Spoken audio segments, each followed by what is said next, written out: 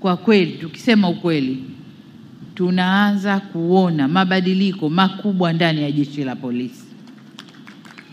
Kwa kweli, na kushukuru kwa hadithi ulioisema. Umesema mambo ambayo yalikuwepo hayapo, lakini hata ukiangalia nidhamu ya polisi wetu, lakini pia utendaji wa kazi wa polisi wetu, manunguniko yaliyokuwepo kwa jeshi la polisi kwa kiasi kikubwa yamepungua. Hongereni sana sana sana. Na hivi ndivyo jeshi linavyotakiwa kuwa. Jeshi letu la polisi ndivyo linavyotakiwa kuwa.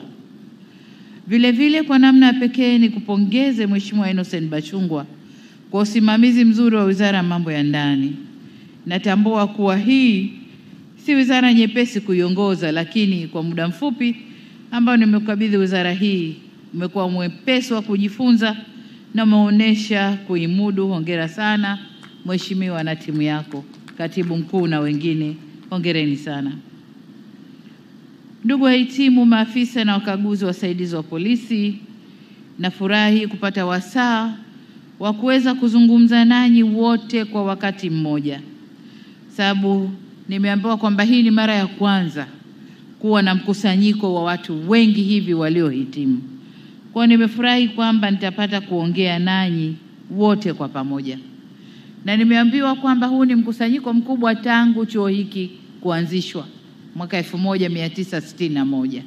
Kwa hiyo hongereni kwa kuweka historia hiyo, lakini pia nawapongeza wote mliohitimu ambao leo mmetukusanya hapa.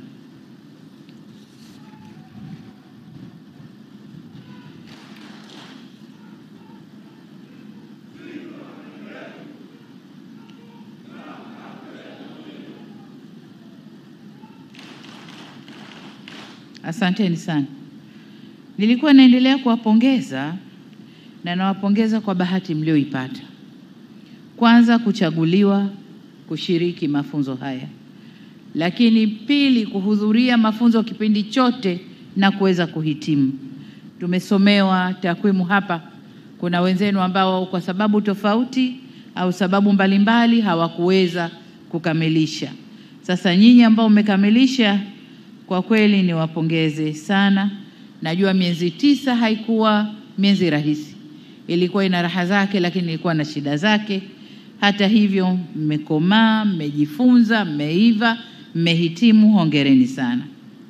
Sasa nendeni mkayazingatie na kutekeleza kwa vitendo yale yote mliofundishwa kwa kipindi cha miezi 9 mlichokuwa hapa chuoni.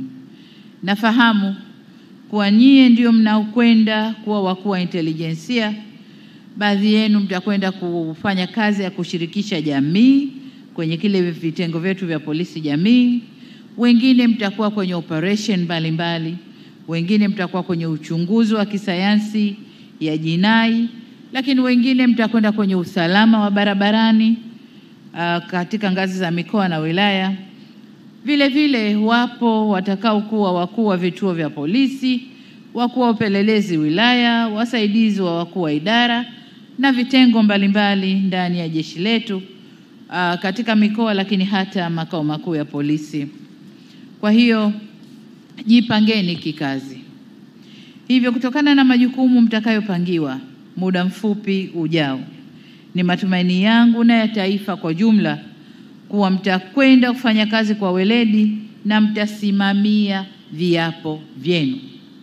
Nilikuwa nawasikiliza vizuri wakati mnaapa, lakini pia wakati mnaimba ule wimbo wa polisi. Mkienda mkifata yote ambayo leo mmeyatamka kwenye kuapa na yale mlioyasema katika wimbo wenu, Tanzania tutakuwa na jeshi zuri mno la polisi. Kwa nendeni kasimamiane yale. Lakini nimesikiliza vizuri maeneo ya mafunzo mliopitishwa na nimeona kwamba yamezingatia nyanja zote muhimu za majukumu yenu. Lengo ikiwa ni kuwajengea uwezo katika mapambano dhidi ya uhalifu na wahalifu. Na hiyo ndiyo kazi ambayo mnakwenda kuifanya. Hivyo kwa ujuzi huu mlioupata, Ni matumaini ya Watanzania mtakwenda kuwa chachu ya maboresho na mabadiliko ya kiutendaji katika kukomesha vitendo vya uhalifu katika komandi na himaya zenu mtakazopangiwa. Vile vile, kwa uelewa mlioupata, mtatusaidia kujibu baadhi ya changamoto zilizobainishwa na Tume ya Haki Jinai zinazohusu kuzingatiwa kwa taratibu na vile vile kasi ya utendaji kazi. Sababu tume ile imeonyesha maeneo mengi ambayo huko nyuma jeshi letu lilikuwa na kasoro. Kwa hiyo kwa mafunzo haya nadhani mtakwenda kuziba hilo pengo ambalo limeonyeshwa. Kama mnavyotarajiwa kwenda kusimamia haki za raia, mnatarajiwa pia kuendelea kuwa mabalozi wa kusimamia maadili katika komandi zenu. Mwe sehemu ya kukomesha vitendo vya kuomba na kupokea rushwa. Haya ndio maradhi makubwa yalikuwa ndani ya jeshi letu, na sitaki kusema yameisha, yapo, yanaendelea. Muda baada ya muda tunarushiwa viklipu, na mimi nikirushiwa wanamrushia IGP, watu wako wa barabara fulani, angalia. Na nashukuru nikimrushia hacheleweshi, anachukua hatua hapo hapo. Kwa hiyo nendeni kakomesheni mambo ya rushwa. Hamjafunzwa ili mpewe silaha zaidi za kwenda kukomesha watu kwenye mambo hayo. Mmefunzwa kwenda kutoa majawabu kwenye yale mambo ambayo jeshi letu linalalamikiwa. Kwa niombe sana, kafanyeni hayo. Kama nilivyosema, wimbo wenu wa maadili ya maafisa wa polisi ambao unaimbwa kila shughuli inayokuwepo ni wimbo mzuri sana, na kama mtasimama nao, basi jeshi letu ndani ya ukanda huu hakuna ambaye anaweza kutushika. Niwaombe sana, kasimamieni viapo na wimbo wenu.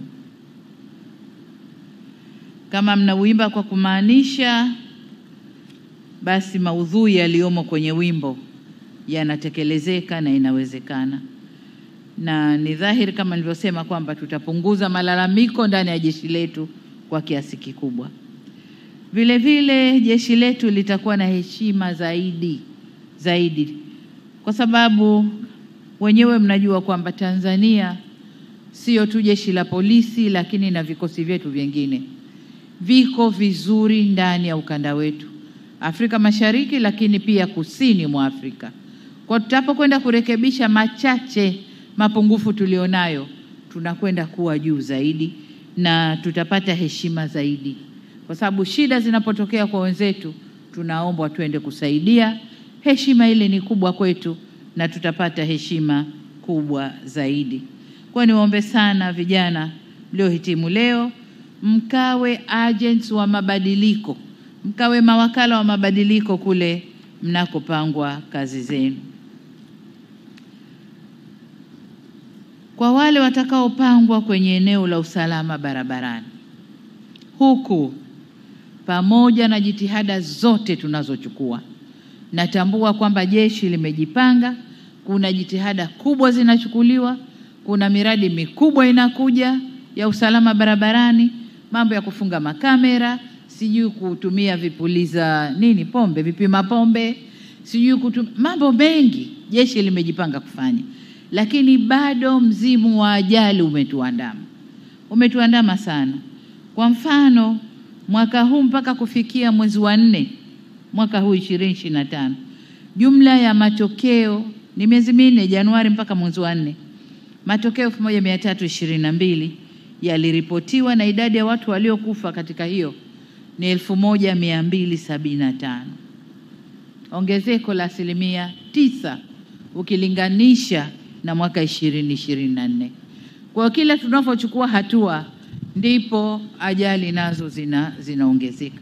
Sasa hebu tulitizameni vizuri eneo hili. Kuna nini hasa? Kama ni barabara zetu, kama taifa tufunge mikaja upande mwingine, tutengeneze mabarabara yetu ili ajali zisitokee. Kama ni kufunga vifaa vya usalama barabarani, tufanye hivyo. Kama ni uzembe wa madereva wawekwe, wafundishwe, muweke conditions gumu za kumfanya mtu kuwa dereva.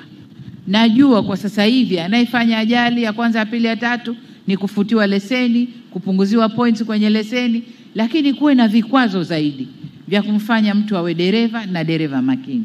Eneo hili bado limetuandama, vifo ni vingi barabarani. Niombe sana sana kwa wale watakaopangwa kwenye eneo hili wakatupe jicho na wawe na mikakati mizuri ya kupunguza ajali barabarani. Ni jana tu kule Mbeya watu 28 wamepotea, na nadhani 12 ni majeruhi wale, kama hawajaongezeka waliopotea. 12 majeruhi, 28 wanakwenda kuzikwa. Kwa hiyo kwenye eneo hili niombe sana ndugu zangu wa Jeshi la Polisi, usalama barabarani, twendeni tukaweke usalama mzuri wa barabarani pamoja na hatua tunazochukua, lakini tuje na mikakati mingine mikubwa ya kuzuia ajali za barabarani. Ndugu IGP, ndugu maafisa wakaguzi na askari, serikali inatambua changamoto ambazo maafisa na askari wanakumbana nazo. Na kama ulivyosema vizuri IGP, serikali imeanza kutoa fedha nyingi kushughulikia changamoto zilizopo. Lakini tunajua bado kuna changamoto kubwa ya upungufu wa vitendea kazi, makazi ya askari, majengo ya ofisi, pengine na maslahi pia bado hayajawa ya kutosheleza, na tatizo la miundombinu kwa ujumla. Lakini kama alivyosema, na mimi nataka niongeze sauti niwahakikishie Jeshi la Polisi kwamba tayari tumeanza kuchukua jitihada mbalimbali, na serikali ipo kuimarisha Jeshi la Polisi jinsi bajeti itakavyokuwa inaruhusu. Kadri bajeti itakavyoturuhusu, tutaendelea kuboresha na kuliimarisha Jeshi la Polisi, lakini sio tu wao, na vikosi vingine vya ulinzi na usalama ndani ya nchi, tukijua kwamba amani ndani ya nchi ndiyo maendeleo yetu. Bila ya amani hatuna maendeleo. Kwa hiyo tunatoa fedha yote hii kwa vikosi vya ulinzi na usalama ili kulinda amani yetu, tuweze kufanya maendeleo na kuleta ustawi wa taifa na watu wetu. Kwa hiyo bado tutaendelea kufanya kazi na Jeshi la Polisi, hasa kwenye maeneo ya hayo niliyoyataja, lakini pia ajira, kuongeza ajira kwenye Jeshi la Polisi, vitendea kazi na kutengeneza tu mazingira ya jumla ya utendaji kazi zenu. Kwa hiyo niwahakikishie kwamba serikali iko nanyi na tunakwenda sambamba katika kulinda amani na usalama wa nchi yetu. Maafisa na wakaguzi na askari, mahafali kama haya yamekuwa ni fursa ya kukumbushana majukumu yetu ya kulitumikia taifa letu kwa kuhakikisha usalama wa Watanzania pamoja na mali zao. Na kwa kuwa hapa mpo wengi leo mnaokwenda kwenye maeneo tofauti, nataka